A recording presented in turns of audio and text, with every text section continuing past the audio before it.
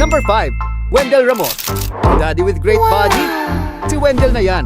Di lang siya gwapo, kundi mapagmahal na asawa at makadiyos. Certified dararat-rat na di talaga siya. Number 4, Mike Tan. Nang umuso ang trend na to, ay may entry agad siya. Paano ba naman napakapogi pa rin hanggang ngayon? Diyos ko, parang di tumatanda ika nga ng mga netizens. Number 3, Ian Veneracion. Ang iisang kontraktor na minahal ng taong bayan. Charot! Pagdating sa karisma, si Ian ang panalo dyan. Dahil hanggang ngayon, ang lakas pa din ng dating niya. Number 2, Richard Yap. Rich talaga siya sa kapugian. Grabe ka sa Chief, lagi mo pinupukaw ang puso ng mga netizen na parang baganto. Number 1, Piolo Pascual.